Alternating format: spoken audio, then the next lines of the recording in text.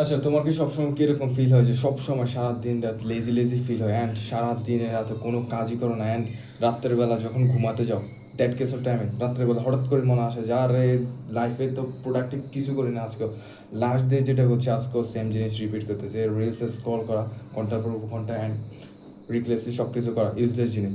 So তুমি productive কীভাবে পাবা? So from my personal opinion and personal experience, যদি প্রোডাক্টিভ হতে চাও তাহলে সবার আগে ঘুম থেকে ওঠার জন্য সবার আগে ঘুম থেকে উঠবে তো 6টা বাজে অ্যান্ড দেন একটা জিনিস করো, সবার আগে বেড ক্লিন করে ফেলবা, এটা একদম ফান্ডামেন্টাল রুলস। বেড ক্লিন করবা অ্যান্ড রুম ক্লিন করে ফেলবা সব সময় অ্যান্ড ডেইলি ঘুম থেকে উঠার সাথে সাথে এটা করবা, বিকজ এটা একটা আমেরিকান আর্মি মেথড। সো যখন তুমি সকালবেলা ঘুম থেকে উঠে সবার আগে এই কাজটা করবে, বেড ক্লিন করবে অ্যান্ড রুম ক্লিন করবে, তখন তোমার মাইন্ডের মধ্যে এটা ঢুকে যাবে যে সকালবেলা আমি ঘুম থেকে উঠে প্রোডাক্টিভ কিছু করছি, আমি একটা জিনিস করছি, একটা কাজ করছি। দেন তোমার পুরো দিন তোমার দেখবে যে প্রোডাক্টিভলি যাবে। অ্যান্ড দেন তুমি কী করবা যে প্রোডাক্টিভ এই শুধু বেড করলে হবে না, দেন তোমার দিনের সবচেয়ে ইম্পর্টেন্ট কাজ যেটা ওইটা দিনের বেলা শুরু করে ফেলবা, বিকজ দিনের বেলা তোমার যে মাইন্ডের ক্যাপাসিটি থাকে ওটা ফুল ফ্রি থাকে, কিন্তু রাত্রের বেলা হতে হতে অথবা দিনের বেলা শেষ হতে তোমার মনে হয় যে আর আজকের দিনে তো প্রোডাক্টিভ কিছুই করি না, ওই কারণে ব্রেন তোমার বোকা বানায় অ্যান্ড তুমি প্রোডাক্টিভ আর কিছুই করতে পারো না। That's it.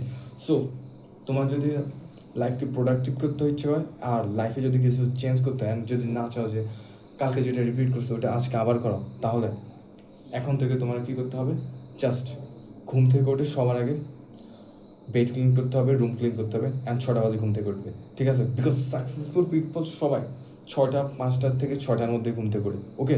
জাস্ট যারা স্টুপিড লেজি জীবনে কিছু করতে পারে না, শুধু ভাবতে পারে হ্যাঁ যে আমি এটা করে ফেলবো, এটার বিগ বিগ ড্রিম কিন্তু একটা জিনিসও পারে না, তারাই সবসময় এরকম 2টা 3টা পর্যন্ত ঘুমায়। অ্যান্ড একটা সময় আমি এটা এমনই সিচুয়েশনে ছিলাম।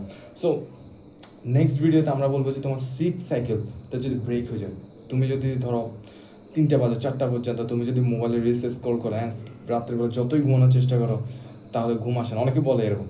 সো এরকম মুভমেন্ট যদি হয় তাহলে তোমাদের জন্য নেক্সট ভিডিও আসছে যে স্লিপ সাইকেল যদি ব্রেক হয়ে যায় ওটা রিস্টোর কীভাবে করবে অ্যান্ড আমি কীভাবে আমার স্লিপ সাইকেলটা রিস্টোর করছি। That's it. এমন ইনফরমেটিভ ভিডিও পেতে হলে সাবস্ক্রাইব করে দাও।